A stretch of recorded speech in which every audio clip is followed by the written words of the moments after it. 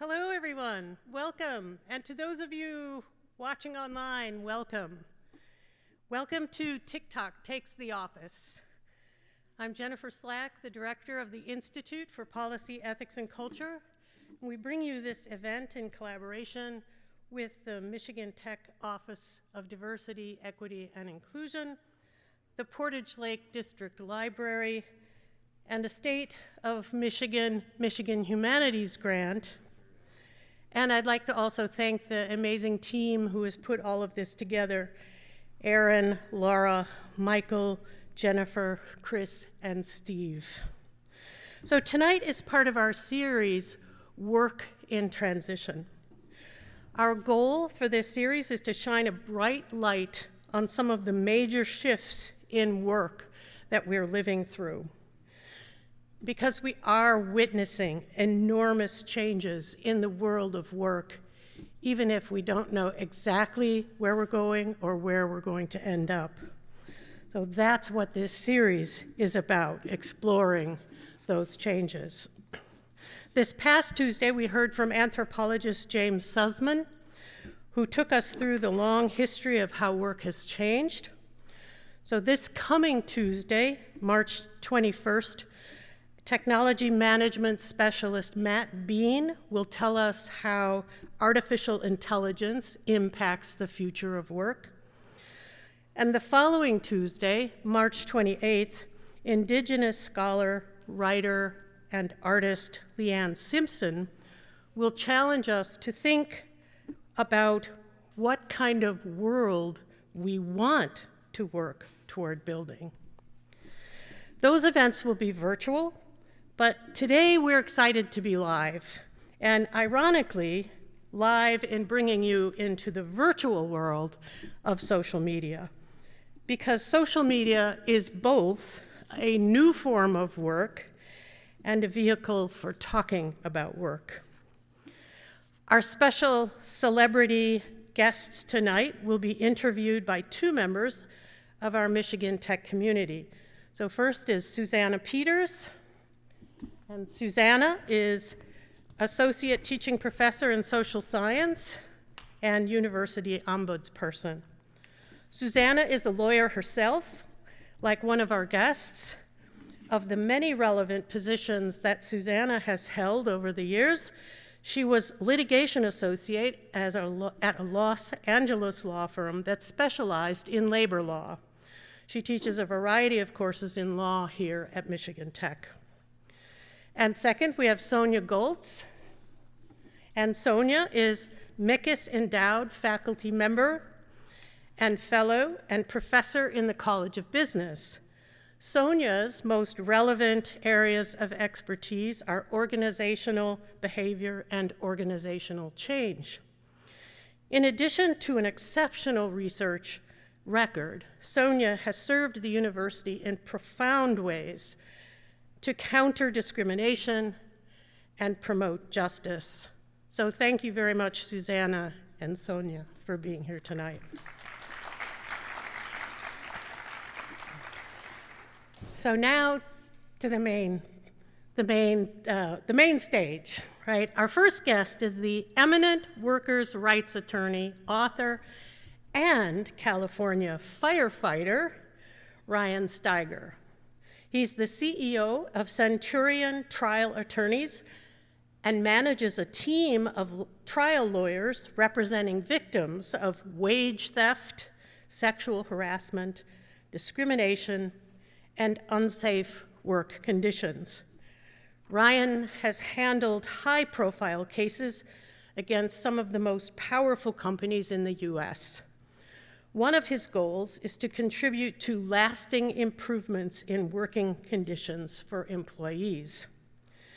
But Ryan is best known for being, and he is here today as, Attorney Ryan and the labor lawyer on social media. His work on social media has been featured in news media, podcasts, and television programs, including the New York Times, HuffPost, Business Insider, Salary Transparent Street, and the Dr. Phil Show. His short videos have helped millions of workers understand their rights. He gives us advice on topics such as, I'm going to show you some of his TikToks here, the Weingarten rights you have if you're a unionized worker. If you are called into a disciplinary hearing at work, these magic words might save your job. Note, this only works if you're in a union, so listen up. If you're called into a disciplinary meeting, you have a right to have your union representative present, but your employer doesn't have to remind you of that. So if you're called into a meeting like that, here's what you say. If this meeting may result in me being disciplined or terminated, then I request my union representative be present, and I request reasonable time to consult with my representative. Then tell them, until my steward or union rep is present, I will not participate in the meeting. These are called your Weingarten rights, and they're essential for any unionized worker. Here's one on how to interact with your HR department. If you're getting bullied at work, there's always a risk that HR or your boss will take the bully's side. Here's why they do it, and here's a secret they don't want you to know. For starters, HR is not there to protect you from a bully. HR is there to make sure that your complaint about the bully doesn't turn into a lawsuit. So when you complain about getting bullied, here's what they do. They will insist on face-to-face conversations or phone calls with you about the problem. They say they're doing an investigation, but a lot of times they're not. Then if you come back to complain again, there's no paper trail and you're right where you started. Don't let them get away with that. Here's what you do. Follow up every conversation with a recap email. Here's a sample to get you started. Talk about what you complained of and ask what's coming next. And here's one on your rights after maternity leave. When you return from maternity leave, your boss must do this, or else it's against federal law. When you qualify for FMLA leave, you get 12 weeks of unpaid but job-protected leave. That job-protected part is super important. It means that when you come back from maternity leave, you must be restored to the same or substantially similar role. They can't demote you to part-time, they can't cut your pay, they can't put you in an undesirable location. Too often, bad employers will use this as an excuse to demote you or get rid of you. So know your rights, request leave in writing, and confirm that return date.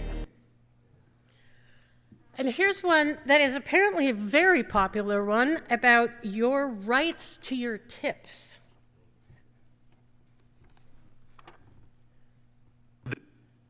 Is so illegal. I cannot believe these managers put it in writing. Let's count how many federal laws they've broken. If you have one unexcused tardy during the pay period, you will forfeit 25% of your tips. That is illegal. They can't do that. Tips are your property. They can't touch them, but they're not done yet. If you have 2 unexcused absences, they'll take 50% of your tips. There is some stuff right there. I hope it's barbecue sauce. I don't know what that is, but yeah. And the cherry on top is they will steal all of your tips if you have 3 unexcused tardies. Now, after committing 3 federal violations, the people at Moe's weren't done. Little note at the bottom says, must clock out for breaks. Failure to do so will result in loss of tips. Oh boy. They can't make you clock out for a short break under 20 minutes. They also can't make you clock out if you remain on duty during the break. And they sure as hell cannot enforce that break by stealing your tips. Do these bosses even Google what they're about to do before they do it to see if it's legal? By the way, I've invited Moe's to talk with me about why this policy is illegal, and I've encouraged them to fix it. Let's see what they say. And I have to show one more of Ryan's, and this is on the dangers of the workplace. And I particularly like this one because it compares working at Amazon to being a firefighter.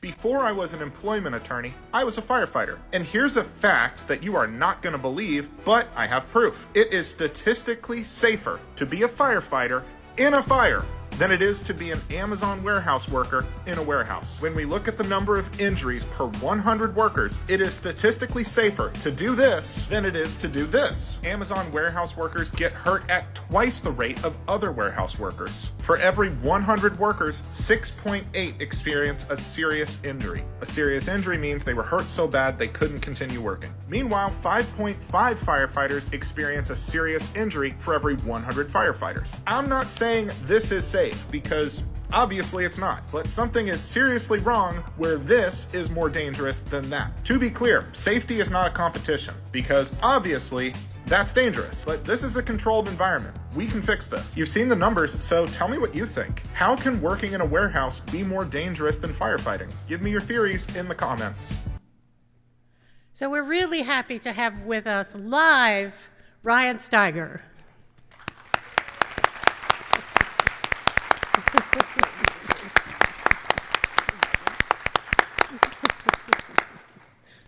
Hi, Ryan. Thank you. Okay, so our second guest is the exceptionally creative Laura Whaley. Laura graduated university with a degree in business in 2016, after which she started her career in the corporate world. But as is so understandable, out of boredom and isolation during the pandemic, she began posting videos in the fall of 2020 that poked fun at the corporate world. She had no idea that her videos would take off, but take off they did. No doubt because they bring to light experiences that many of us can relate to in our own work lives. By now, she's built a community of over 3 million work besties on TikTok and over 1.9 million on Instagram. And those figures are probably outdated as of today. Her content has evolved over time as she's connected across the globe with other professionals and businesses. And so I'm going to show you some of her TikToks. So she's touched on topics such as how to say professionally the things we might like to say at work. How do you professionally say that sounds like a you problem? I believe that falls within your scope of responsibilities, but I'm happy to support where it makes sense. Why didn't you ask me for this sooner? Given the tight turnaround, it would have been beneficial to have been looped in on this sooner. Stop emailing me so often. To ensure that information does not get lost, let's reduce frequency of communication so that updates are only provided once more details have been established. Moist wishes. Please don't send that. So here are 2 short videos on setting professional boundaries and maintaining a work-life balance. What are you working on after this? I'm gonna go take my lunch break. It's not lunchtime anymore. Well, you scheduled me into this meeting that started at noon, so I had to push my lunch back. You have a lot to do this afternoon. I know. You should make sure you take a break today, too. Oh no, I already stepped away from my laptop for 4 minutes earlier to make coffee. But were you still thinking about work during those 4 minutes? Of course. And that's not taking a true break. Toodaloo.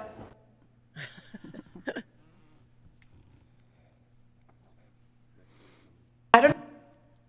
But your paycheck stays the same whether you spend your weekend thinking, worrying about work or not. Toodaloo. And there's a number of videos. Here's one on all things about working from home. Thanks. Briefly go. Wait, where are you? I'm at home. That doesn't look like your home. Did you go away? Nope, this is my home. Laura, you're supposed to be working from home. Where are you? Brenda, home is where the Wi-Fi is. So this is my home for today. How can I help you? So the last one that I want to show you of Laura's is one that I really get a charge out of, and it's about chatting with celebrities here with the crew of Emily in Paris about workplace etiquette and workplace preferences.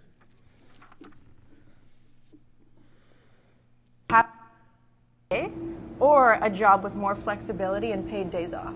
Oh, flexibility. Flexibility. More flexibility and days off. Flexibility. Yeah, flexibility. Flexibility. Flexibility, so French. Have your video on or off in a virtual meeting? Off. I'd say off. Okay. Yeah, just because like I'm usually doing something else. Off, definitely, Yeah, right? Well, I don't know. If everyone else is on, I don't want to be the only one that's off. It's dependent on that. early morning meeting or late afternoon? Late afternoon. Late afternoon, definitely. Early morning to get it done. Early morning. Same. Knock it out. Yeah. Have a day full of meetings or a day full of emails? Meetings. Meetings. Me too. I can't, like, you just stressed me out. Just, We just went through both versions. I'll go with the emails. Meetings, definitely. Yes, I feel, yeah. Depends on who the meetings are with. If it's with these girls, then Yeah, exactly. So we're really fortunate to have Laura Whaley with us here live today. Laura?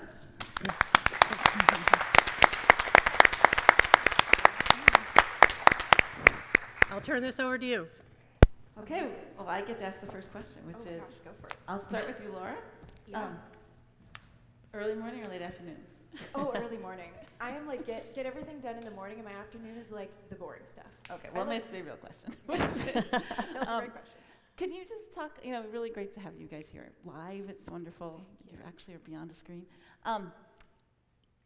Just tell us about yourself, your career a little bit before TikTok, and why you are using TikTok and what you're trying to do with that. Yeah, I think, I was very traditional office, corporate 9 to 5 before TikTok, and I really started posting truly because I was bored. I mean, everyone's world kind of got flipped upside down when the pandemic hit, and it was like, all right, go work from home. And for many people, I mean, work from home sounded like a dream at the time. You're like, yeah, like from my home, I don't even need to put like work clothes on. I go work with my dogs.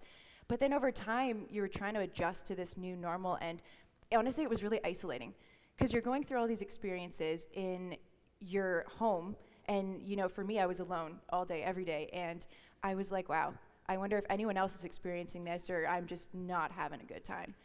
And so I was like, all right, I like to entertain myself, I'm good at it, let's make some videos that no one's ever gonna see. So I was like, TikTok. I have like 20 followers, I'm pretty sure half of them are robots, and this seems like a safe space.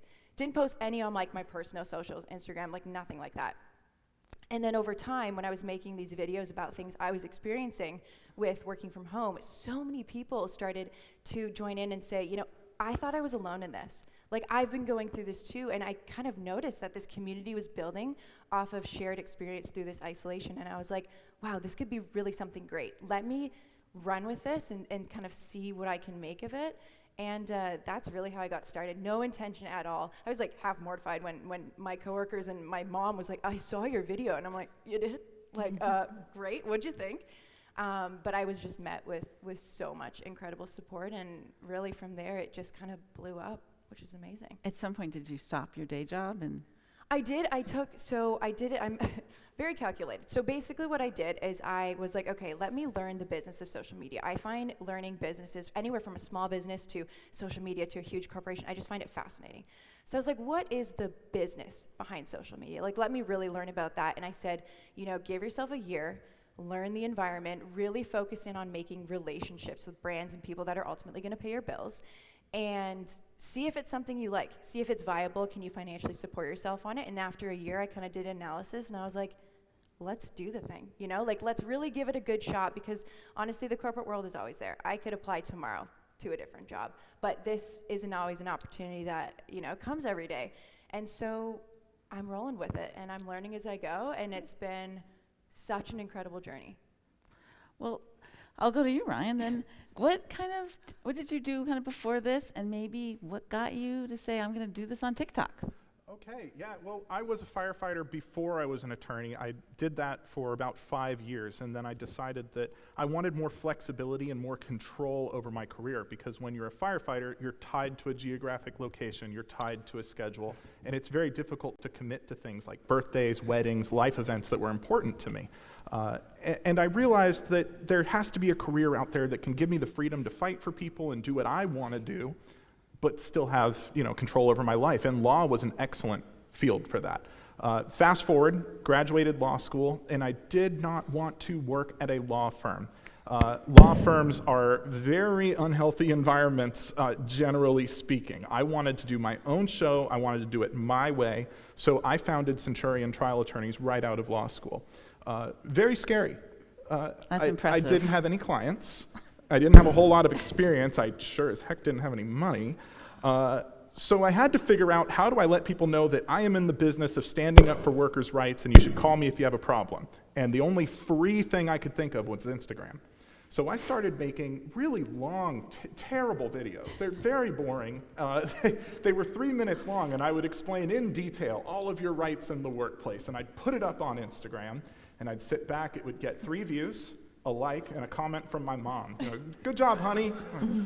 Thanks, Mom. Okay. That sounded like that was my fault. So anyway, where the change happened was I took those 3-minute videos and I realized these are too long. No one in their right mind is going to watch this. And I just cut out the juiciest little bits of that 3 minutes. And I did the same thing you did. I thought, I'm scared. I don't know how people will receive this. I'm going to put it on TikTok where hopefully no one sees it, but maybe someone will see it. And not the most logical thinking. Anyway, the following day, one of those videos had 60,000 hits. And my little office phone line I'd set up was ringing nonstop that day. And it was about a pregnancy discrimination issue, which it was incredible. The amount of people commenting saying, oh my gosh, this happened to me. This happened to my wife. I told them I was pregnant and immediately they cut my hours. And it occurred to me that there was this strong sense of people that there's so many lawyers on social media saying, hey, here's how to deal with the cops. How can the cops search your car? Can you flip off a cop? That goes viral because it's interesting, but most people don't interact with police all day. But you do go to work every day. Most of us do. And the response from the community was fantastic. Fast forward to today, you know, we're able to put out these issues about workers' rights, and the response is phenomenal. We now have, I'm so sorry, everyone. Is that me? Okay. Just don't move your head. Just like look at one person and don't move. And I'm going to finish my thought. We've grown from me being a solo practitioner with no money, no clients, to now we have a team of 6. We'll be 7 next month. And we're helping hundreds and hundreds of people. It's fantastic. Amazing. Yeah. Great. I feel like we could do that with education. Well, thank you. That's really interesting. Go ahead, Sonia. I'm going to ask you about what do you particularly like about that platform, TikTok? You know, what are kind of the advantages, and also what are some of the challenges? Especially maybe comment on some of the data security stuff that's going on, you know, some of the banning on campuses and government and so forth. So just thoughts on those things. Yeah, I think social media, when you start, especially when you start to have, you know, financial stability in that space, you have to realize being on social media can be quite volatile. You know, TikTok could go away tomorrow. The algorithm could just stop liking your content. You could be, you know, irrelevant in 6 months. So for me, it's I don't focus so much on platforms. I think you can get really caught up in, like, you know, TikTok might be doing this, and it's a lot of fear-based. It's kind of, how can I build a business where I'm not so reliant on this one specific thing? So, you know, being a content creator is truly just, it's being a business person. You have to structure an entire business. Basically, you're a digital marketer at the end of the day. You have to structure a whole business around that. So if the day comes where TikTok is no longer a thing or whatever happens with it, you're okay. Mm-hmm. And that's kind of how I see it. So, like, diversifying across platforms. Every platform offers something different. I feel like I have a different audience within each. But I wouldn't say I rely too heavily on it. And with the data privacy and everything, to be completely transparent, when you put yourself out there, when you put anything on the internet, you have to be okay with, you know, people collecting data on you. Whatever you put out there, you're never getting back. So kind of going in with that mindset of, if I put this thing on the internet, it's there forever. Forever. And I think that's really important when you're creating online. It's like, if I don't like this and I delete it, it's still there forever. So that's kind of how I look at it. All right, thanks. Yeah. Ryan? Great points, I agree. One thing to know about TikTok. TikTok is fantastic for finding a new audience who isn't necessarily looking for you.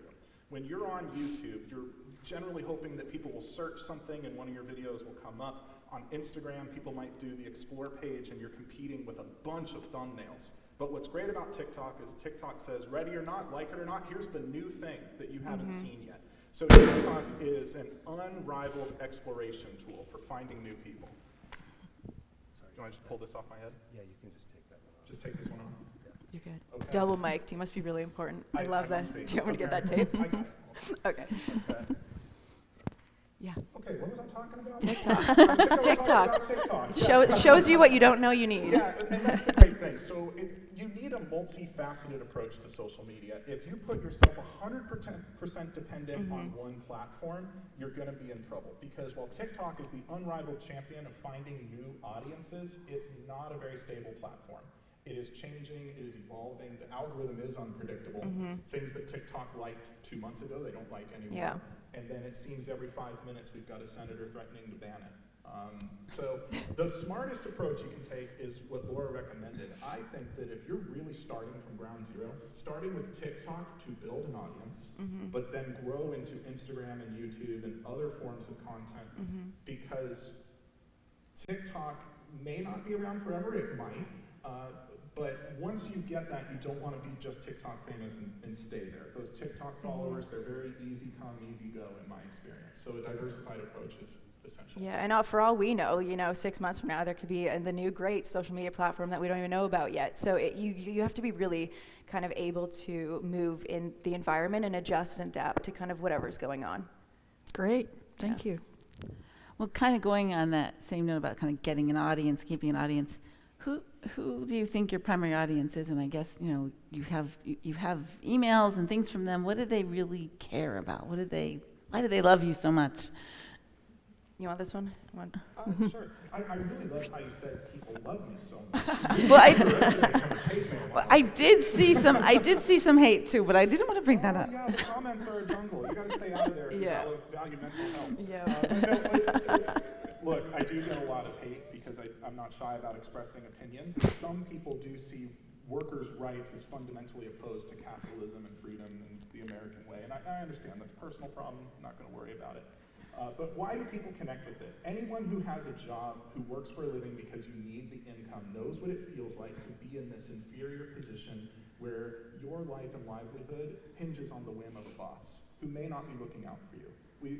Many of us, I want to say most of us, have experienced at some point being unappreciated, invisible, bullied, underpaid, overworked, stuck in a dead end.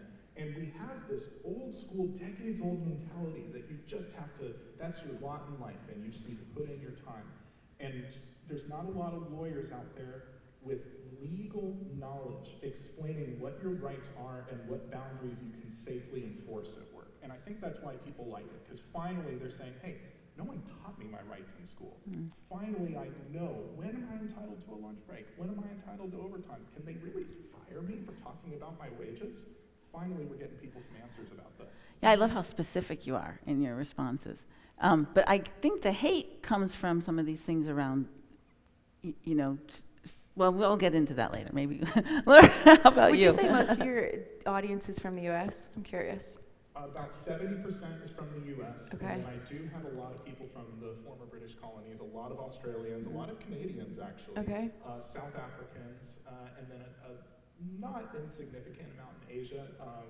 Look, if they want to engage, that's fantastic. I love when people comment and say, well, in the Netherlands, we have this kind of paid leave, and oh, well, in Norway, we do this. So even though they're following me and my content may not be useful to them, I do like the exchange of ideas between different legal systems.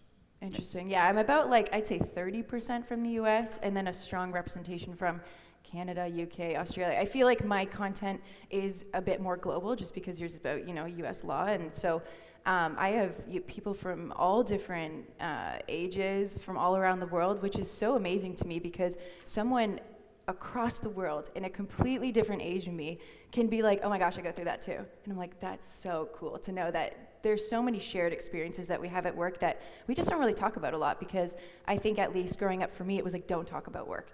And don't you dare put work on social media because you're going to get fired. It was like this taboo thing to talk about the negative experiences that we were going through at work or just kind of the very human things we were experiencing at work that it was like, yeah, but it's work, so don't talk about that. Like, no one does that. And I think that my community at the beginning really related to it because it was like this new way of talking about work. Like I don't know, maybe I'm wrong, but I didn't grow up with watching content online about work, but in like a human way, not in like a boring work way, And so it was kind of this safe space and community of people could come to be like, I've gone through this too, what did you do?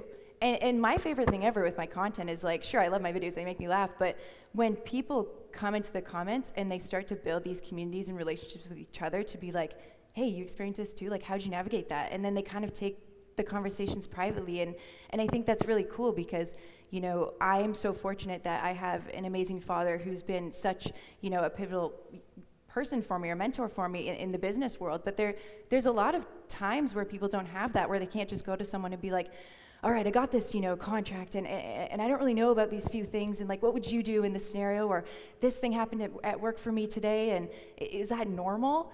And so that's kind of what I want to foster with community. It's just a place to go where it's not, you know, super formal mentorship, but just a way to connect and make work, you know, more manageable and relatable and more human.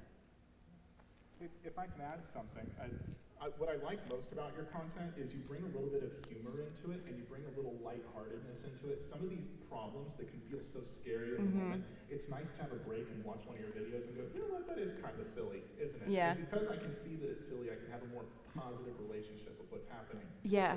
There's a powerful dynamic when you marry entertainment or comedy up with education or advice, if you call it, or a relatable scenario. It creates more of a positive atmosphere to engage with it, but also you can kind of chuckle about it and be like, oh yes, I've been there too. And it's nice, the kind of community that fosters. But that's always something I'm intentional with my content about. How can I make this entertaining, so if someone can't relate to the scenario at all, they watch it and they're still like, that's funny, but also have the relatability element to it where people can, you know, feel seen within that video. Yeah. I don't even remember what the original question was. I'm like, well, how did we get here? I think you got. Yeah, I know. I'm right with you. You guys did a good job. So the world of work is changing quite a bit, and one of them is remote work. And you talk a lot about, or you kind of feature that, right? What are some of the other issues that, you know, in terms of work, things that have changed, behaviors, norms? I think some of our audience wants to hear about, like, what's your take on quiet quitting? How do you feature, you know, and how do you feature these things in your videos? So for both, you know, both of you, I'd like to hear from.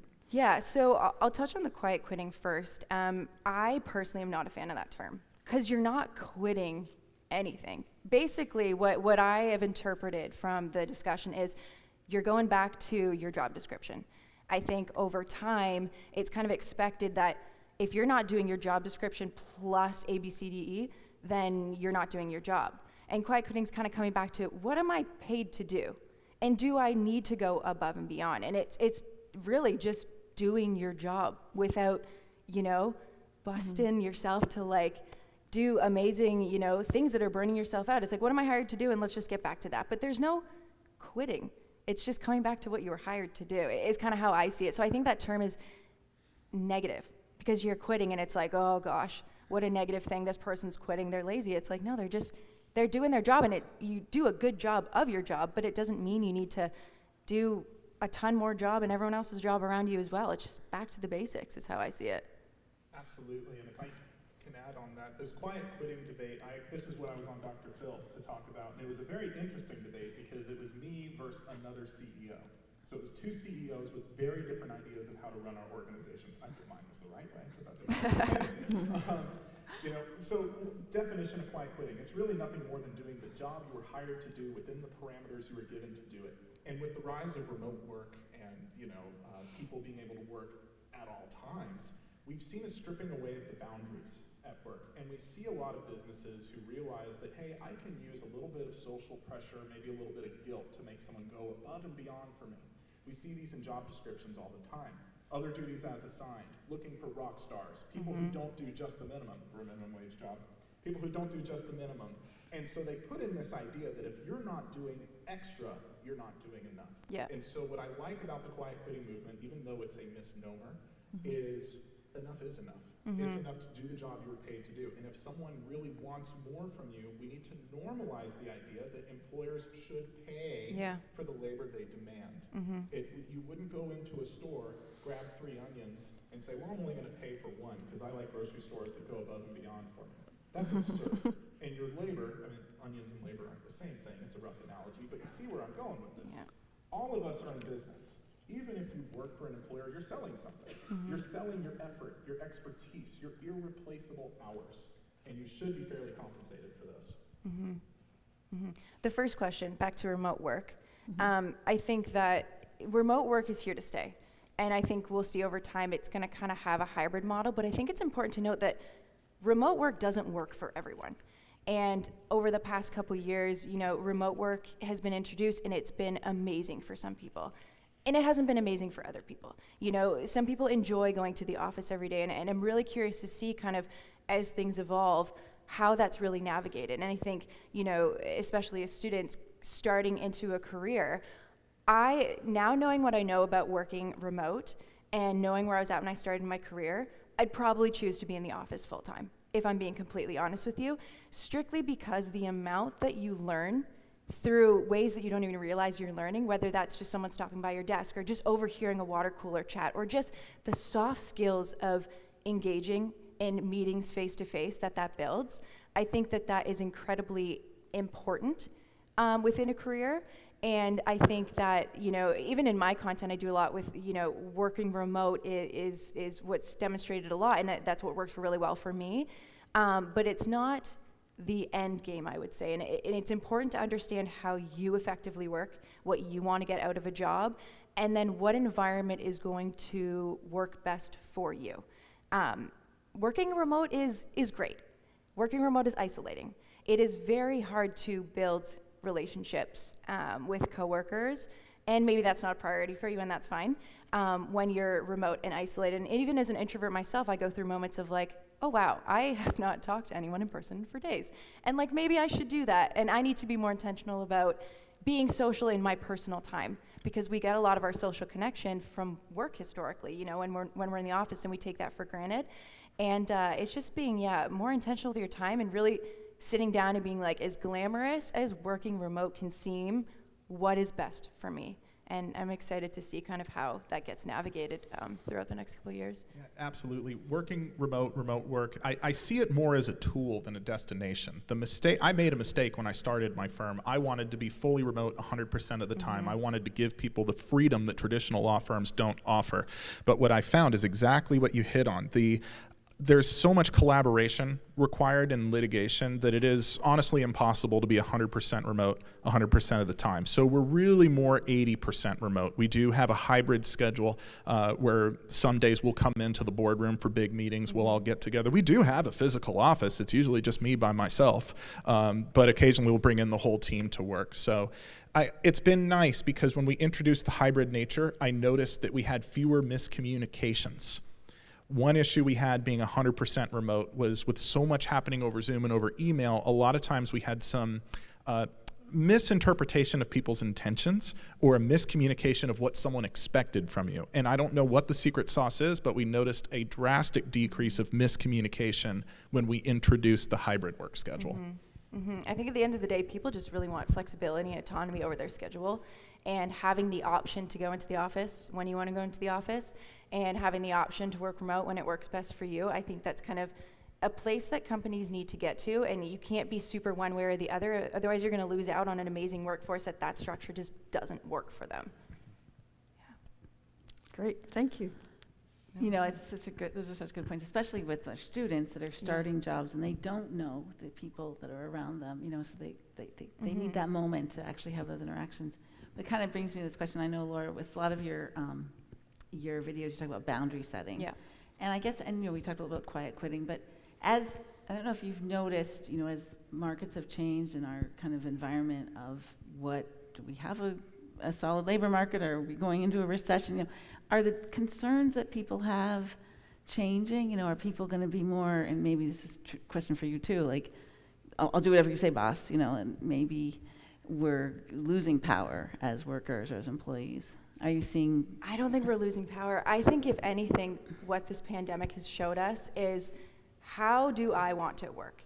We've been given options now, and I think that's something that I undervalued when I was coming out of school. It was always like, okay, what job am I going to get? What am I going to do next? What do I want to be when I'm older? And it's like, hold up, how do I want to work? Like, professions aside, what does my work structure in my ideal situation look like?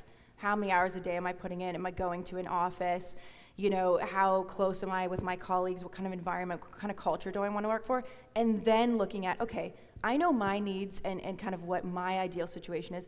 What professions complement that?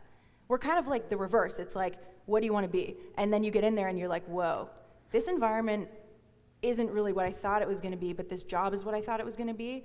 And I think a big thing, you know, especially coming out of school, is not getting so caught up on building a career and more building a life.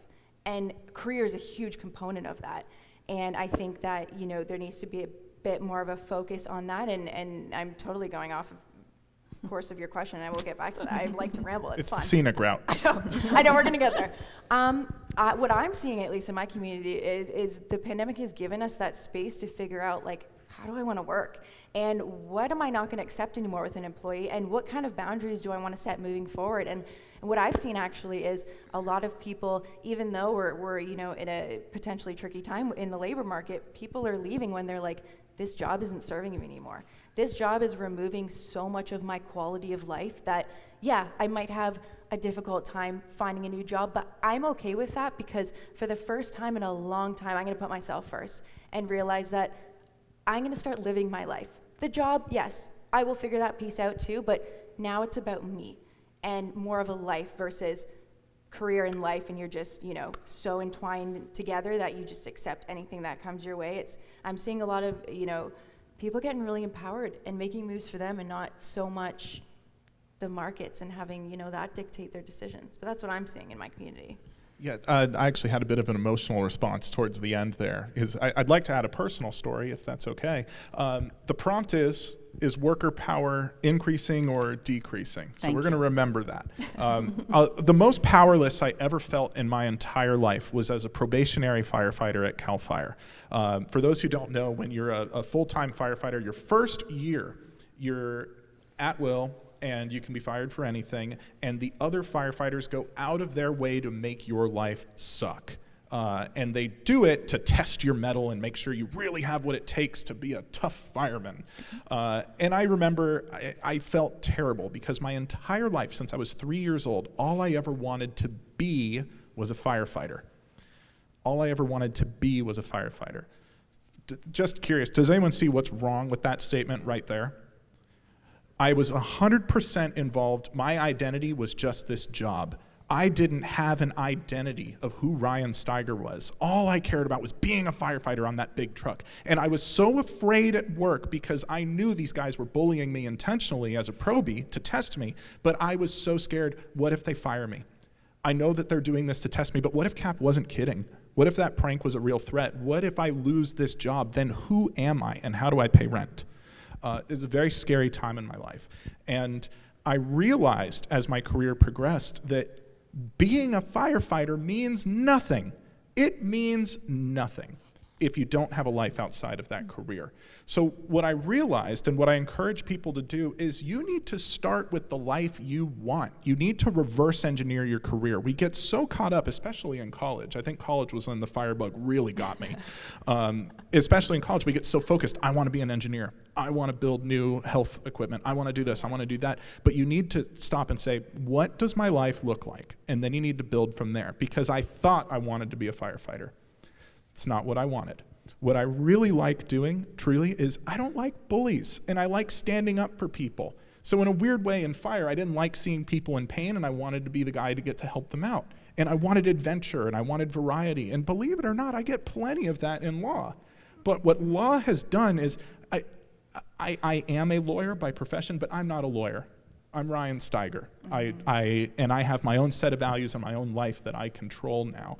And I get everything I thought fire was going to give me, except I don't get to call myself a firefighter anymore. But who cares? I'm so much happier now. So part of what helps workers reclaim their power, first of all, knowing your rights. That's what I'm on the internet screaming about every day, is helping people understand the rules. But also reverse engineering your career. Don't get so hung up on this dream job you think you want, or this thing. Being a fireman was my dream job. And I got there and realized, holy cow, I got my dream job, but I don't know who I am. So basically what I'm trying to say here is reverse engineer your career, think about the life you want, and try to think a little outside the box. Even if there's a career that you're really interested and fixated on, remember that at the end of the day, the whole point of a job is to support your life outside of that job. I always say, you know, if there's a career that you're really interested in, and you're like, I really think I want to be this, go talk to someone who does that job and see, don't ask, how much can you make in this job? And it's like, how is the life structured? Like, when do you start and stop your days? How much overtime's expected of you? What's the work-life balance there? Or whatever you value. I mean, everyone values very different things, but take a look to see if, does this profession actually align with the life that I want? Or in my mind, was this just like a really, flashy and exciting thing that I thought I wanted, but when I really take a look at it, it's kind of like, I don't think I want that every day, Monday to Friday for who knows how long. So I would say go find someone who's in that profession and just look at their typical week. If I can add something about the financial component, I know there may be people in the audience, we all come from different places, looking at us saying, how can you guys not talk about the money? What a privileged, ignorant stance to take. Of course we need the money. How do we pay? I can't pay my bills with personal fulfillment, Ryan. I mean, you can try, but I don't think it'll work out. But there is hope. In today's age, I firmly believe, and I will defend this against anyone, you can get rich doing any profession you want. It is not 30 years ago anymore. With social media and the content creator economy and the influencer economy, you can get rich doing anything, okay? But you need to be a happy person who's got something to offer first.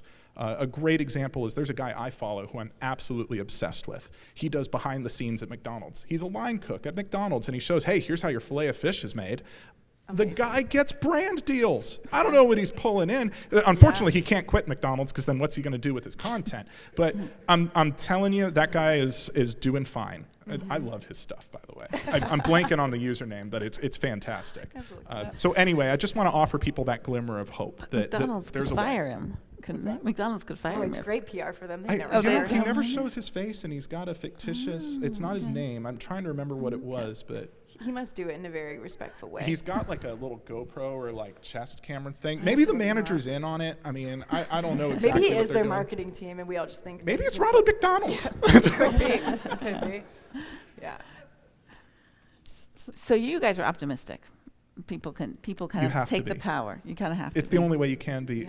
I get so much negativity in my comments. Ryan, you don't understand. If I say this at work, I'll be fired. They have all the power. We have nothing. And it's like, listen, no matter how formidable your opponent is, I go up against Amazon every day in court. Billion-dollar corporation with some of the highest paid lawyers in the world, and it's never just one firm. It's always Jackson Lewis, Morgan Lewis, Gibbs and Dunn throwing 20 associates at us. You cannot look at your opponent and say, oh, I'm overwhelmed, there's nothing to do. You can't live your life that way. So you're the one guy at the table versus the Amazon guys? I've got an assistant sometimes. Okay, yeah. That's good. It's always so harsh to see that. Hey, you know what? It's just optimism's the only way. And if you're bad at it, and it's okay to be bad at it, it's a skill. You got to work on it. Because defeatism, you're not being realistic, you're not being smart, you're not protecting yourself. Defeatism is a self-fulfilling prophecy. And I won't ask too much more, but Laura, when you have people set their boundaries, could you, I don't like your eating tuna fish at lunch kind of thing.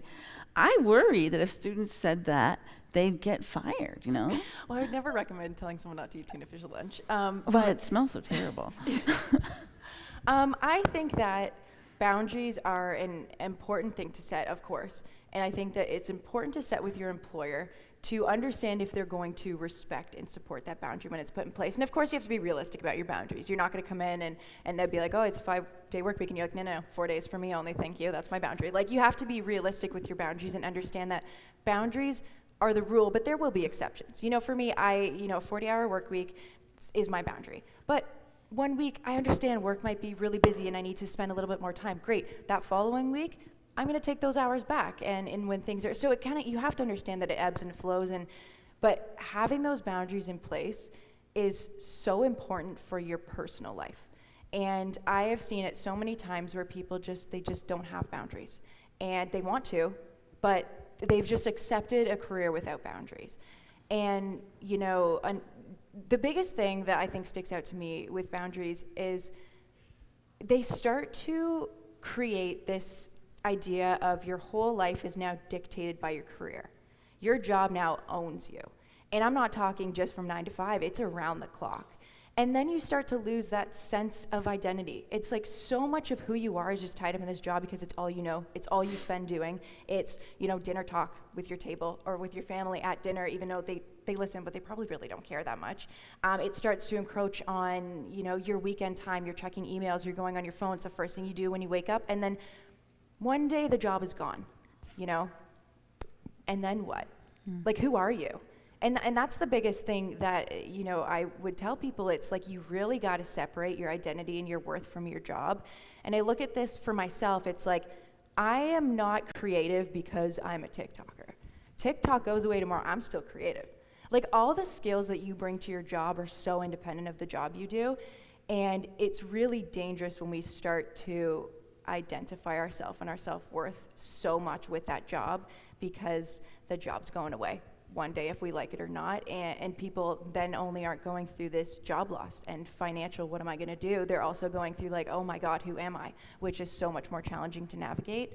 And so I think that boundaries are so imperative for preserving self, and setting boundaries at work truly will go into your personal life as well. Oftentimes people who struggle to set boundaries in their jobs also struggle to set them in personal life too. And so I think boundary setting is just, imperative to overall success in every aspect of life, but especially in career. You've got to separate out that personal life from career as much as you possibly can. Gosh, I talk 100%. A lot. My God. No, that was all good. That was good. I have nothing to add. That was perfectly said. Perfect. Thank you.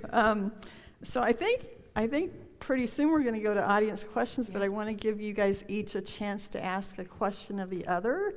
Like if, I think you've seen each other's videos, right, and discussed each other, maybe either about how you approach it or maybe a topic. If it's too hard, we can move on, but if you'd like to. That's a thinker. We were kind of hoping to start a fight. Oh, you want to start a fight? I've only gotten hostile with one other guest on a show before, and that was Dr. Phil, and they cut out the best parts. I really got him, but the thing is, he bought ad space in the show. I should have thought of that. I know. I didn't think of that. And I got him good, and they cut it out. So. I could tell he was getting annoyed with you. Oh, that happens to a lot of people. I think that's his brand. I have a question for you, though. Yes. Has it ever come up in court, like your videos? It has not. Okay. It's so funny you bring that up. So one thing that came up when I first started making these videos, and it was really unfortunate. A lot of people I'd gone to school with, a lot of people who I thought were friends, they started bad-mouthing me really bad. Because I'll be honest, my initial videos were pretty cringe. I was figuring it out. Give me a break. And they would talk to each other and say, he is so embarrassing, I can't believe he's doing this, he didn't do enough disclaimers, he didn't do enough law, and oh my God, what if the judge sees it, or what if his firm doesn't work out, no one will hire him. First of all, I challenge that because I generate at least 100 leads a day for the firm through social media, and no other rainmaker can do. I can go to any firm and name my price with that. So you just, kind of in hindsight, they didn't really know what they were talking about. But one of the points they made is, what if he wants to be a judge one day? What if? There were so many what ifs. And at the end of the day, I enjoy making the content. I enjoy the reaction I get from people when they say, I experienced this at work and I'm so glad you told me. And I enjoy owning my own business. Because of social media, I was able to do that right out of law school and get a huge head start. So I'm not really worried about someone bringing it up in court. Haters are going to hate, and it has nothing to do with the underlying issues. There's no reason for it to come up. And quite candidly, what's happened is because of all the momentum we've built up with social media, I'm the CEO of my law firm. I very rarely do appearances on my own behalf. If it's a very high stakes motion or a trial or something like that, I personally attend to those matters, but mostly I'm a manager, so in court my face isn't as important as it used to be. But I could ask the very same of you because, I don't go to court. Well, you don't go to court, but you left the corporate life to do this. And I'm sure there were some naysayers who thought, oh, she's going to be unhireable, no one's going to like her. Did you get naysayers like that? Well, two things. One, you never leave the corporate world. I mean, at the end of the day, my business is structured. The corporate world pays my bills.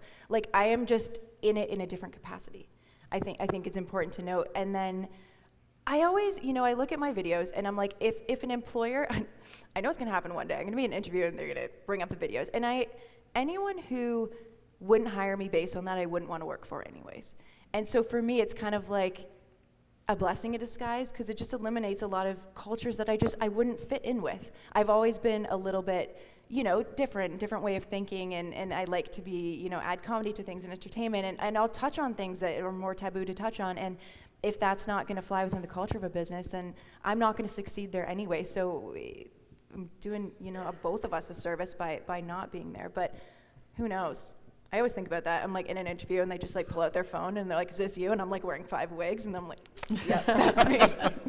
That's me. In the early videos, I did a video, it was about the National Labor Relations Act. That part's not important. The important part is I was dancing to Tupac Shakur. Any people familiar with this legendary artist? He's a fan of the F word. And a lot of other words. And that was the one that got circulated and people thought, oh my God, you can never be a judge now. What are they gonna think? I'm like, all right, first of all, Tupac's a national treasure, so agree to disagree on that one. But also, who said I wanted to be a judge? They wake up at 6 a.m. and go to chambers and listen to lawyers whine all day. Well, their days are short. The point is, not for you. One of the best parts of your life, in my opinion, starts when you just let go of caring so much of what other people think, because you're much better off having 1 or 2 friends who really genuinely support you than having 20 friends who are kind of secretly waiting to see you mess up so that they can laugh about it. And if you commit to that, you can what we've achieved is that we're truly free. It doesn't really matter so much if an future employer doesn't like our stuff, because we've built a brand and we've built a business around being our true selves. So I think we can survive even if we do piss off a couple of people. I'm okay with that. I'm good with that. Yeah. Thank you. Great questions of each other. Okay, are we ready for audience questions? We're ready for audience questions? You all have questions? We got some microphones. People walking around with microphones, and so you have a question?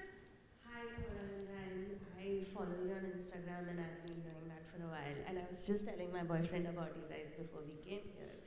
And I wanted to ask you, so I have been a PhD student at Michigan Tech, and I have realized that I have become so insecure because I have that fear, that imposter in me, that what if I don't do well here? I'm gonna go out. And now we are graduating from Michigan Tech, moving out. We are international students. We are already in that situation. We are in the workplace. We are like, oh, what if we don't get that? Yeah. So in terms of boundaries, I want to know, when we go to a new place, what steps can we take as new employers, building that relationships with our potential supervisors, but also be assertive that they respect us for who we are?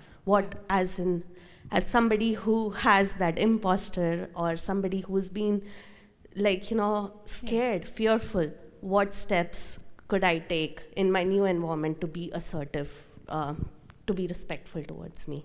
Absolutely. I think there's a couple things there. Imposter syndrome, one, it's completely normal. I think, a level of everything you do in life, you're going to feel like a little bit like an imposter. Even when I go to social media events and stuff too, I'm like, are you sure I'm supposed to be here? I feel a little bit out of place, and I think it's incredibly normal to feel that way. And I guarantee a lot of your peers are feeling that way too. And people that have been with the company, whatever potential employer you're with, they absolutely feel it too. So it's not just related to you or something you're going to experience going out of school. I would say boundary-wise, you're in a perfect position for boundary setting. It is so much easier to set boundaries from the start versus if you're somewhere for a while and then you start to do it, because boundaries are taught through behavior, consistent behavior. And I would say the first thing, though, that you need to do is understand, what are your boundaries? What would they be? What are your non-negotiables? What kind of boundaries would you want to set within a workplace? Because, and oftentimes, too, I will say, you don't really know what boundary you need to set until it's been crossed. So there will be ones that come up down the road, but it's kind of like, okay, if I know a boundary for me is no overtime, let's say, establishing those kind of before you get into the job so that you can ask those questions in interviews, you can go through the contracts and see, okay, is this a job that's going to be aligned with me enough, or is this something that every day I'm going to be fighting for these boundaries? I would say understand your boundaries early, and then in terms of asserting them, It's a lot through behavior. So if you have a boundary of, I'm not going to work, if my day's done at 5, I'm not going to work till 6:30 every day just because everyone else in the office does. You need to stick with that and sign out every day at 5. And so it's kind of a consistent behavior, and then reaffirming it through communication. So if someone's like, why are you leaving the office every day? Well, my work day's done at 5. And it's really sticking true to those boundaries, even when it feels incredibly uncomfortable to do, because it's hard. Boundary setting is hard. So I don't know if that completely answers your question, but I would just say set them early, understand them early, and know that your boundaries are so unique to you, and everyone else you work with is going to have their own set of boundaries. Don't try to adopt ones, especially of your direct manager, because that happens a lot. It's like, well, my manager works till 6, so I guess now I'm working till 6, and they email on the weekend, so now I feel like I need to check my email on the weekend. Just because they're your manager doesn't mean you need to take on their behaviors. Great points. I would recommend also, first of all, with the imposter syndrome, please understand literally everyone has it. The most confident, successful people you meet have it. I have it. I'm the boss at my firm, and there are days I come home and I go, who is the moron that put me in charge of this? What am I doing? It happens to everyone. So just know that once you get to a workplace, you've done the education, you've gotten the training, you got the offer. They loved you so much they're paying you money to show up. You have every right to be there just as much as everyone else. Okay, now the question is, do you want to be there? This is the hardest part. You need to adopt this mentality that you can fire a manager. They can fire you, but you can fire a manager too. What I recommend is, look, you're not going to know exactly what your boundaries are until you get there. Laura absolutely nailed it. Sometimes you don't know a boundary until it's been crossed. And not being too afraid to speak up and say, hey, I don't want to do this after work assignment. My family is important to me. I want to go be with my family. Any reasonable person is going to respect that. An unreasonable person who maybe doesn't deserve to have you as an employee is going to freak out about that. So what I recommend people do is apply to a lot of jobs and pay very close attention in the interview. Look at how they behave. How do they treat each other? How do they treat you? Do they interrupt you before you complete a thought? Do they kind of challenge your background? Do they say, well, one thing I see, I did recognize you do have an accent. If someone starts peppering you about your ability to communicate or interface with American clients, reject pile. Don't go work for that person, because that's someone who's not respecting you as an individual. And once you get there, don't think, oh, I got to stick it out and things will get better. Sometimes you go to a workplace that seemed fine and you realize in the first week, I've made a terrible mistake. Oh, no. Send out those applications like crazy. Your workplace is not a husband or a wife or a partner. It's just your job. There's no points for loyalty. Send out applications often. Get offers. Offers are options. Options are good. And the more options you have, the less afraid you're going to be of asserting a boundary. I hope that helps. Yes. Thank you very much. Guess I'll ask the next question. I'm Jason Archer, Assistant Professor of Communication here at MTU, and thank you for being here. Really appreciate your responses, and again, especially for the students. But I kind of have a 3-part question as a professor, probably overwrought, but it's related. So the first one is, you're here talking about work, and you're content creators. How much time do you spend creating a single video, a single piece of content in general? That's the first part. The other part has to do with, Laura, you were talking about my community when you're talking about your followers, and I assume, Ryan, you might also consider them your community, maybe not. Can you speak to how you see your relationship with your community as fans, what your responsibility is to them, and speaking of boundaries, how you set boundaries with that community? Thanks. Okay. My brain's like, what was question 1? I think I got Sorry. it. One? With question 1, it was time for content. You go first. I'm like, I don't even know question 1 was. My brain's like already on question 2. Yeah, time for the content, how you interface with your community, and what was the last one? No, that was 2. Just stick to 2? 1. Just go through. My apologies. 2 questions. Yeah, no, sorry. Go through your content process, and then I'll go through mine. Look, see, imposter syndrome. Here I thought I had it. I did not have it. Okay.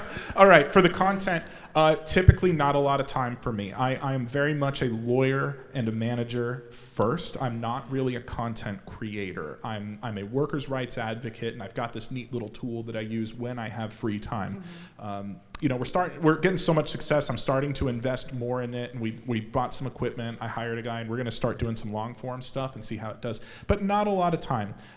Fortunately, this is my career. I see different scenarios every day. I see the situations with sexual harassment, discrimination. So I kind of take things I've seen and try to spin them and say, hey, HR might do this to you, and this is what it's going to feel like, and it's going to feel scary, and I can't stop them from doing that, but I can help you assert yourself if it goes to court, and here's how you do it.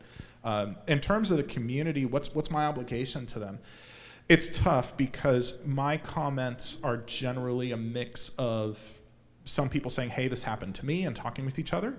Some people saying, hey, thank you for your content, I appreciate it. That almost never happens, but it happens. And then a big chunk of people saying, you're ruining America, you're lazy, some just bizarre things. What's my obligation? I feel like it is my obligation to teach people that it is okay and safe to assert yourself and assert your rights at work. Because asserting those soft boundaries is tricky. It takes a little tact and diplomacy. But asserting your legal rights, the first step is knowing them, and the second step is not being afraid of your boss. So one bad habit I picked up that maybe I should stop is when I see a nasty comment being, oh, these lazy workers, you don't deserve breaks, or the most outrageous one that I see is women choose to get pregnant. You shouldn't make it the company's problem. Oh boy. If I'm in a good mood, I block. If I'm in a bad mood, I say, I'm going to show you how you handle this, and I just pop off. My favorite thing to do is I do, because it is so prevalent in the workplace that people are made to feel guilty when they have a disability that needs accommodation. They're made to feel guilty when they're pregnant and they need time off. And I want to show by example, if I can, you don't have to be afraid of these people. You have legal rights, and you should feel comfortable asserting them. That's kind of where I'm at in my journey. Talk to me in 6 months. I might calm down. I'm so the opposite. If I get any kind of hate comment, I block, delete.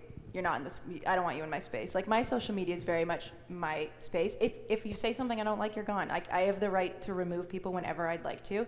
And I always look at, hate comments as much as you want to respond sometimes, be like, I want to prove you're never going to prove someone who's determined to hate you otherwise. And I always look at that as like, I had one hate comment, and I have 10 people in the community that are so supportive of me. Like, why am I putting any energy into this negativity when I have so much support here that, I could just redirect and be like, thanks, and communicate with that. So that's kind of a boundary that I set within, my socials is if I see something rude, if you're being rude to someone else, like, sayonara, I don't need you here. Like, that's just a hard boundary for me. In terms of creating, a lot of my days are spent creating. I separate it out, though. I do, full scripting days where I'll script a ton of the content I want to do. I'll do full filming days because, let's be honest, you don't want to put a camera, well, at least I don't, in my face every single day and, have to film. I just don't want that. So I'm really mindful about scheduling out days that are like full film days, full script days, full just creative days to just start getting different content. Full days of communicating with people and hearing people's stories and trying to, incorporate the community's ideas into my page. And I think for me, community is like the biggest thing to my success. The people who have supported me to get where I am, like I create for the community, because that is, where my business is built and where my success comes from. And when I meet people in person that have been following me online, it's like, that's when it clicks to me of like, I have so many followers online, and sometimes the number like doesn't compute in my brain, because I'm just like 3 million people, like it just, imagine walking into a stadium of 3 million people. Like, I'd walk right out, I'd be like, oh my God, that is incredibly overwhelming. But it's like when you meet people in person, it becomes more human. And to me, the community element of it is just like the most important thing to me. And I actually am so fortunate that I get to travel with a lot of my followers, and then just meeting people and creating these communities and checking in with each other. It's become so special. But boundary-wise, I will say, I'm very intentional with what I share online. There's not a lot of my personal life that I let leak into my social media, and that was set intentionally from the start. I don't want social media to impact friendships, relationships. I choose to be online. They don't choose to be online. I never want to be, out with a friend and be like, oh wait, hold up, let me get some content of this. Like, I don't want social media to take away from the personal relationships and quality time that I have with a lot of people. So I'm very intentional with what areas of my life I allow social media to creep into. And I set that boundary early, not knowing how powerful it was going to be. And now that I'm at the point where I am with my journey, I'm like, I just want to go back to like old me and high five her and be like, that was the best decision you made for me, because now I've preserved a lot of privacy and a lot of, special time in my relationships that social media just doesn't come into. And I think that's really important as you, if you go down a social media journey, like keep things for you, keep things private. I agree. I really enjoyed our coffee shop talk today, where and the common theme of that talk was, we think we know each other based on those short videos and things we see online, and there's a whole person behind that and a whole personal life, and we talked so much about boundaries today. It's really been healthy for you, and it's been healthy for me too. I mean, people don't know who my partner is, and she wants it to stay that way, and it makes sure that part of our life doesn't affect the others, which is good. Also, Professor, if I may, I'd like to change my answer. I liked her better. If we could just submit that. Submit that one for it. Yeah, I like that one better. So, question over here?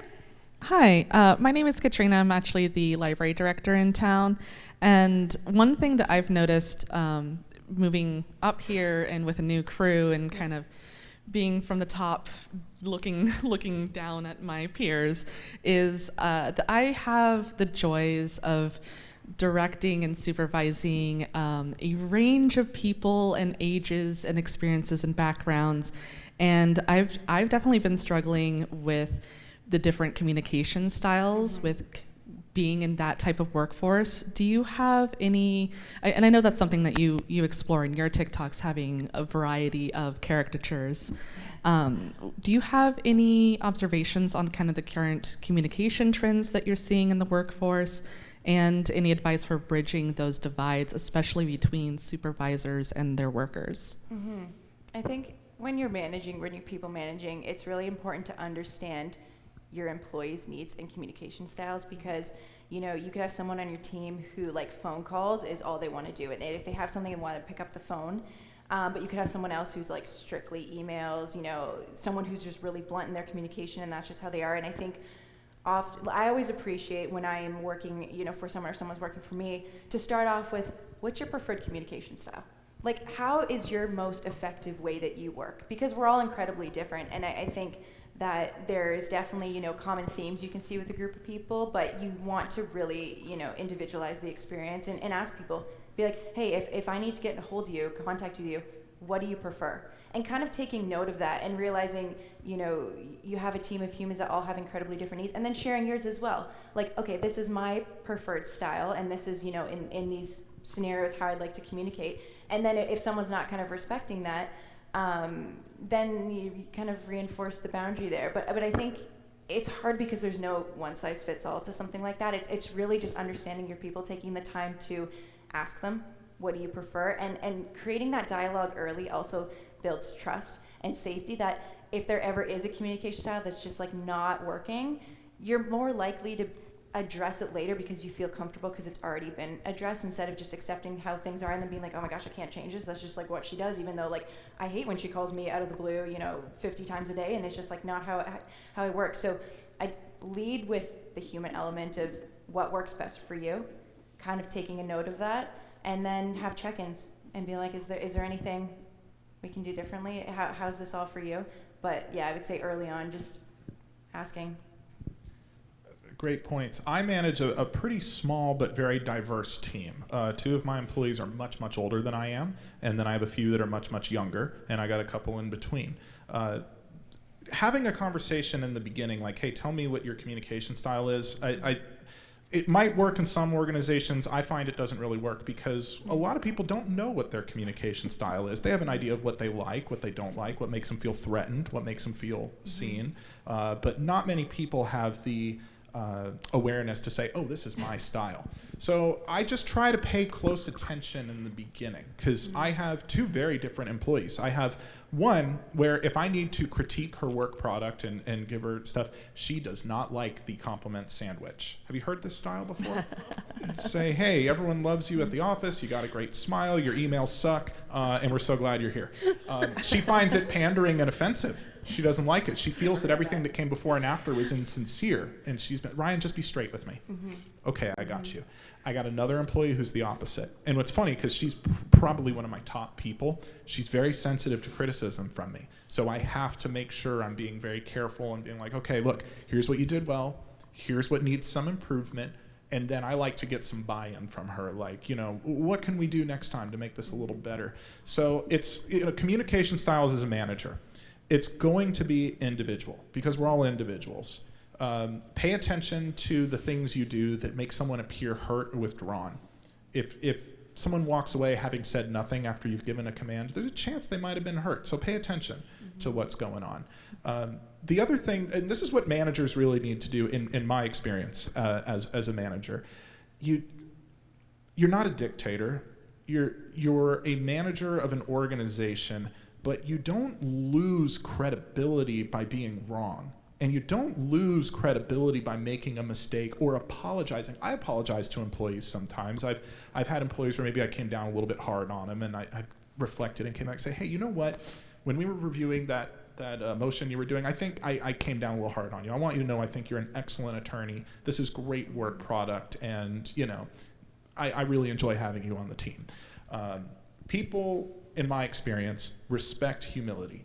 They do not respect a boss who is so ego-driven that they refuse to admit when they make a mistake or they refuse to change. So if the original question is how do I communicate with a diverse team, it's an individual approach, but the common thread throughout is being willing to learn and willing to make amends if you make a mistake. You're not going to lose your authority position if you go to an employee and say, hey, I communicated with you very poorly. I could have done better, you know. That's a great perspective. Okay, down here. Hi, I'm Madison. I'm studying accounting and I'm pursuing a CPA. So obviously that's a career that is very well known for not having very good work-life balance. And I want to have the work-life balance that you guys talk about and set those boundaries for myself. But I recognize that it's really easy to get sucked in, especially as a young professional. Yeah. So are there any experiences or skills or practices that you can recommend to a young professional or college student that would help you to get yourself on that path right away, if that makes sense? Yeah, I think I always look back to where I was when I first started out of school, and I would say just because an industry or a job is like that doesn't mean your experience needs to be like that. And I think that, you know, I know a few accountants, and the stereotype is definitely there and it's definitely true, but it's really, you know, what are you willing to set in terms of boundaries, I guess. When you go into that role, it's how do you make it work for you? And if it doesn't, are you willing to pivot to something else? I think the future of work is so exciting because things are constantly changing that 10 years ago, no, maybe not 10 years, but 15 years ago, if you said that being on social media was a job, I would have been that actually makes no sense. There's no way that's a career. And so I think being willing to give it a go, and if it truly doesn't work for you, being honest with yourself and knowing you can pivot at any moment. Just because you're in school to be an accountant doesn't mean you need to be an accountant. I think that there's going to be in the future a lot more of a focus on human skills and soft skills as opposed to degrees, let me say. I know speaking of school is probably the worst place to say that, but I think that you're able to change your career regardless of what you've done in school. Half the people I graduated with are doing completely different things than what we went to school for. So you don't need to pigeonhole yourself so early. And like I said earlier, when you're starting out, focus on building that life, not just a career. And yeah, don't be afraid to be you know what, this doesn't work for me. Even though I've been telling myself for the last 5 years, this is exactly what I want to do, it might not work. And it might work beautifully for you. And just being open to different possibilities, because you can pivot your life at any time. Heck, you can pack up and move across the country or the world if you'd like to and just reinvent yourself. Whether that's a couple years into your career, 10 years into 50 years into your career, I've seen people do it. It doesn't need to be it's not going to be exactly how you think it's going to go. But just being open to whatever it's going to be, allowing it to be, and then really assessing, okay, does this work for me in terms of the life that I want to build? Great. I want to say, as a lawyer, I feel like we're kindred spirits. I think both professions are notoriously full of nerds, and the work-life balance is pretty bad. Especially, it's funny you're asking this question now during tax season, because I don't know how many people hate me, but there's no one closer to murdering me right now than my accountant. Oh my gosh. He's gonna kill me. I have a meeting with my account when I get back. He's great. Here's how I would approach your problem, and I hope that some of these points are helpful. You want to be a CPA. You want to go work at a firm somewhere? Kind of. I mean, are you open to using skills that involve the CPA education but not actually doing it? Okay, good. Well, here's the way I would approach it. First of all, you got into the profession because you care about the work and you're passionate about it. What better way to explore that passion and leapfrog your experience, get very good at it, than making content? I hate to sound like Gary Vee, because as much as I enjoy his stuff, his solution to everything is make content. But I think that's a good solution for you for a couple of reasons. Reason number one, you're going to gain expertise very quickly by researching issues and then communicating them to others. That's how I gained, I feel, 5 years of experience in the first year of making content, just researching everything. The second thing is, if you want ultimate negotiating power, be the person who has lots of clients. No one has more power than the person who controls the clients. You know how you get a lot of clients really fast? Making content. I personally follow at least 8 or 9 CPAs and accountants and tax professionals because I'm not afraid of a lot, but I sure as hell am afraid of the IRS. So I follow those people. So by exploring your interest in it and creating the content, you're going to be seen as an expert. You're going to win some clients. And then anywhere you go, you're like, hey, my phone's ringing all the time. People want me. How bad do you want this book of business? The other thing that you can do is, I don't know exactly how that first year looks for a CPA, but if work-life balance is important to you, you're going to have to figure out the tax season problem. So in that vein, I highly recommend maybe do some contract work. Don't go work at a firm full-time. Just be sort of an auxiliary force that supports them during the high season. And then during the off season, you can go work somewhere, do your own thing. A great idea you could do, and I've done something similar, is, listen, I got the clients. You've got 30 years of experience. You do the work, and I'll make sure that you've got plenty of clients to keep you busy. Deal? Deal. I hope those are helpful. If they weren't, please ask for more. But that's how I would approach it if I was in your position. Thank you very much. So I have a question I'd like to add to that, if I may. For sure. So a lot of your advice has been about finding balance and establishing your boundaries. And you've talked about that mostly in terms of the benefit to the person setting the boundaries. And I wonder how much you think about the way in which that boundary setting actually exerts pressure on the systems we work in to change. I feel particularly qualified to speak on that issue because I am the owner and principal manager of my practice. When my employees assert a boundary with me, it helps me. It helps all of us because, quite frankly, my mental health affects the entire group as the leader of that group. So when an employee says, "Hey, Ryan, 4 to 5 today, I've got Pilates," I'm like, "Okay, I'm not going to call you during that time." And I try. And when people say, "Hey, Ryan, I'm taking the day off, I'm traveling," okay, not going to call you during that time. And I find the more I practice respecting a boundary, which, let's be honest, there are times where I say, "Hey, I respect where you're coming from, but we have a client who really needs us, and there's an emergency." But what's good is it's redefining what a true emergency is to me. When is something truly so urgent that I'm going to have to disrespect a boundary that an employee gave to me? It better be really important. And on top of that, I'm thinking, you know what? Danielle is going to Pilates at 4 o'clock today. I'm overweight. I'm going to do some workouts at 4 o'clock today. What? I can't talk to her. I need. So, I think it has a positive effect on everyone because it takes one brave soul to break the cycle for everyone else, even your managers. Your own president and CEO who you think is so scary. They're people too. And they're probably like me where I work weekends and I work too much. When I see my employees put up a wall and say, "Ryan, don't call me at this time," I go, "I'm going to go for a walk. A nice mental health walk sounds good. I should do what my employee's doing." Yeah, I think when I'm setting boundaries, it's not so much selfishly. I'm not like, well, how's this gonna, change the company? It's I need this for me in order to show up and do a really good job here. And so it's actually productive for me to set those in place. But I think it does push the norms at a company. It does get people to think outside the box. Like the first job that I had started, I worked for 3 years at the company, and I was like, you know what? I need something different for like a couple months. I want to go abroad and take, a month-long training, and then I want to do some more travel, and I just need a break. And I pitched it to my boss. I was like, I'd like to take an unpaid leave of absence. And everyone's like, you want a what? And I was like, yeah, just like a couple months, and it's unpaid. And I was asking like a year out, so I'm like, we have a year to prep, and I can, make sure everything's in line for the team, and we can work collaboratively. But like, I'd like a couple, months off to just like do me. And it was like, at the time, people were like, whisper, like, I don't understand what she wants. Like, why would she want to do it? No one's ever done that in history. And I was like, okay, let's do it then. Like, let's talk it all through. A lot of meetings with HR later. An incredibly supportive boss that's like, okay, let's make it happen. Just because it hasn't happened before doesn't mean it can't now.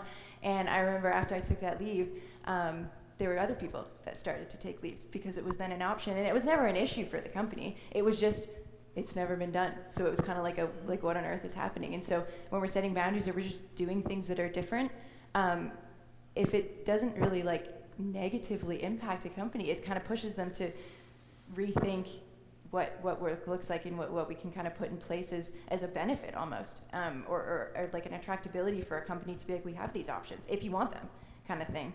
And so I think, boundary setting, it should first and foremost be for you, but it can have a lasting impact on people's thought processes and company policies. At least from my experience. 100%. And taking care of yourself is going to improve your work product. And not only does it improve your work product because you have more mental clarity, it makes you more pleasant to be around. Because honestly, the number one reason people get fired is not poor work performance. It's just, we don't like your vibe. You didn't get along. A manager decided they didn't like you, so they wrote you up for some performance, but really they just didn't like you. That's honestly the number one reason it happens. And what's the number one reason people get promoted? It's not your experience. It's whether people like you. Does the corner office like having you around? And I'm telling you, you're a much more likable person when you are rested and relaxed. And that little bite in your belly you feel when you're about to knock on that manager's door and ask for some unpaid time off. Unpaid time off. You're not asking for a lot here. It's worth it. It is absolutely worth the peace and the presence of mind you're going to have after. Yeah. One more question, maybe? Hi. Two more. We have 1, 2. We got 2. Hi. So as someone who's looking at doing content creation, actually this is kind of 2 questions. Do you have any advice on how to get into the market? And number 2, do you have any roadmaps as to how to expand that platform to different, to expand to different platforms? Start posting. Okay. Just start posting, trying different things, getting used to it. Not everything you post is going to do well, but just start posting. I think the hardest part of content creation for people is just starting, because we're all worried about, what are my friends and family going to think? Am I going to be judged? Is this going to fly? Who cares? If you're proud of the content you're putting out, just start posting.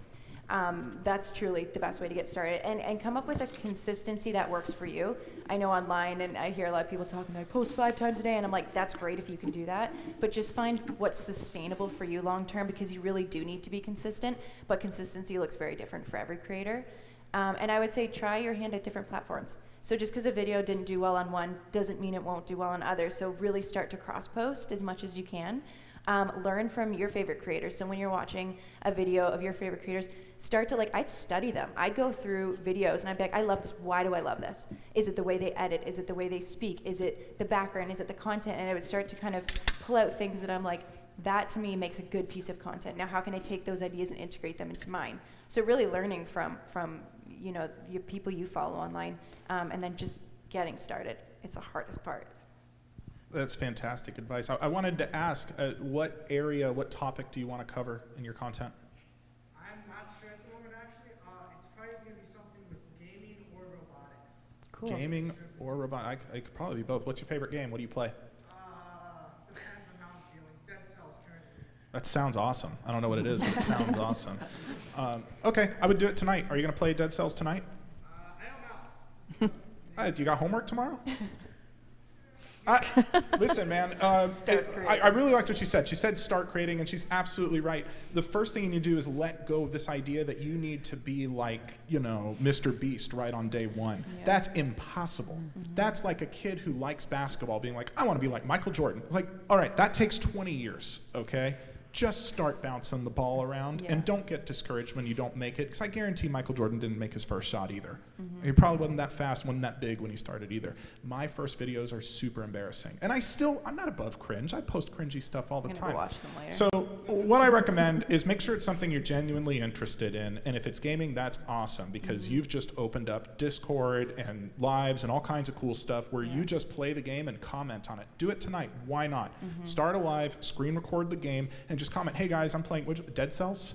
I'm playing Dead Cells. Attorney Ryan said it sounded cool. I'm going to show you why I think it's cool too. And just go for it. Why not? What do you have to lose? Worst case scenario, no one watches. Actually, no, worst case scenario, your dad watches and tells you it's lame and what are you doing with your life? But, you know, whatever. So start right away. Let go of the need to be perfect. Do not compare yourself to established creators. I'm much smaller than her by a lot. I have 1.7 million on TikTok and about 185K on Instagram. When I first started on TikTok, I would get super stoked if I got 200 views in a day on a video. I thought, damn, that's a good video. Wow, 200 people looked at it and 3 liked it. We got momentum. This is good. So just start tonight. Why not? There's no good reason not to start tonight. It's snowed in, it's bad weather. There's no good reason not to start tonight. Do not get discouraged when they do badly. My most viral video ever that I made, it got shared like 50,000 times. I've posted that exact same video 3 different times on the same channel and on every other channel. Completely different results every time. Just because people aren't engaging with your video does not mean the video sucks, and it doesn't mean you suck. You just got to be consistent, and over time pay attention to the comments, but don't internalize them. You know, if you see a comment that says, "Hey, loved this," cool, do more of that. Pay attention to the shares. I always tell people views and likes are cheap. They're misdirection. Pay attention to the shares. The more a video gets shared, the more you're saying, "Hey, someone saw this and liked it enough that they wanted someone else to enjoy it with them." This guy's playing this game, Dead Cells. Ever heard of it? No. Check it out. It looks awesome. By the way, this guy's awesome. He told me a cheat code that I get to use. Do it tonight. Do it tonight. Thank you.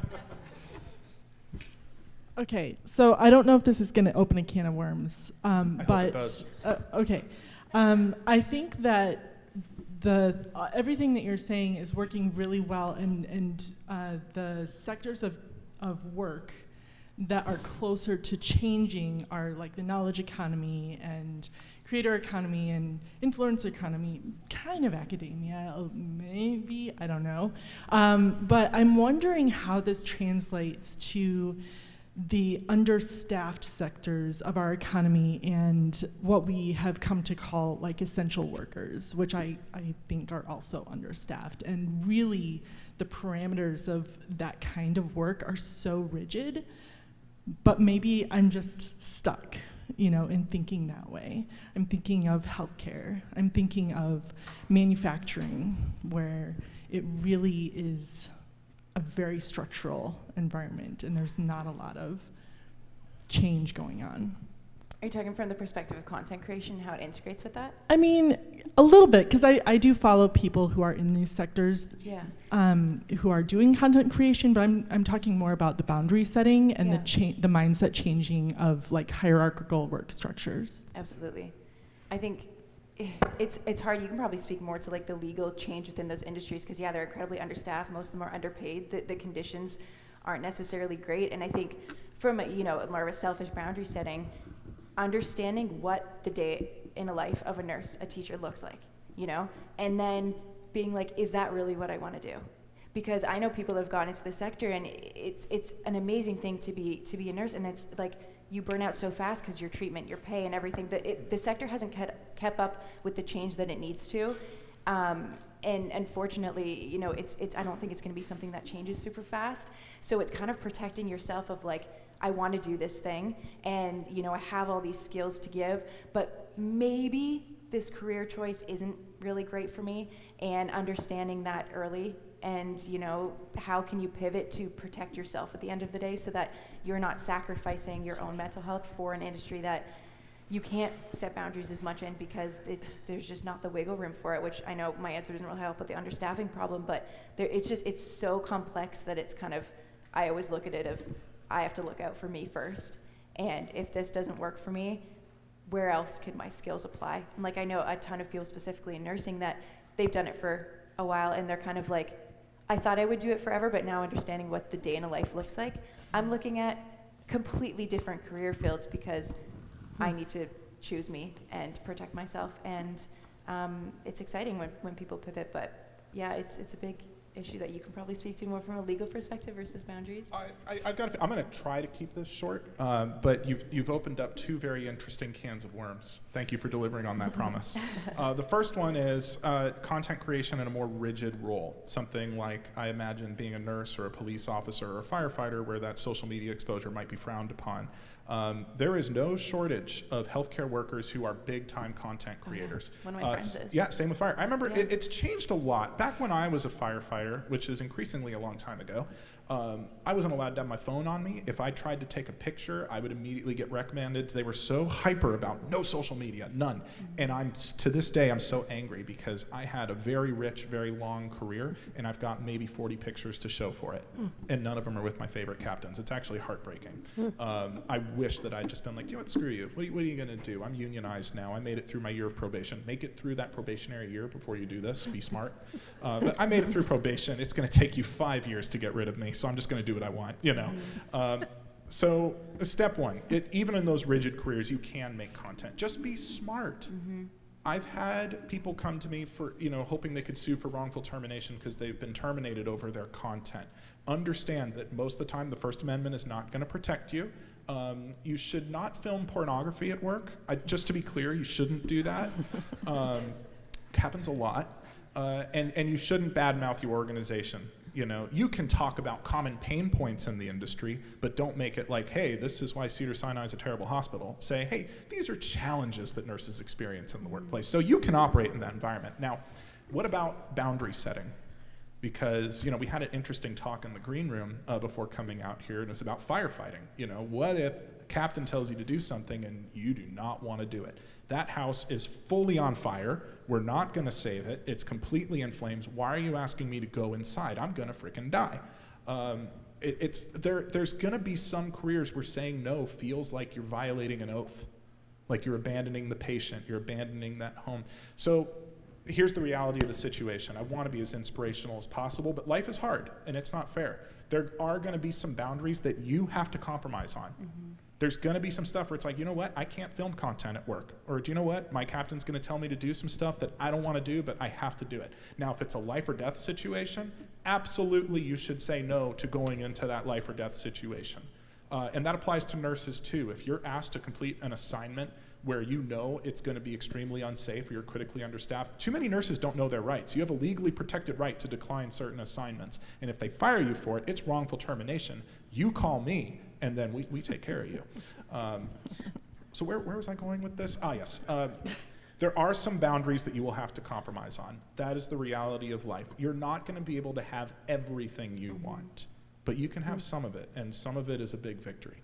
Even being a self-employed boss of my firm, there are plenty of boundaries I compromise on. I work every weekend still.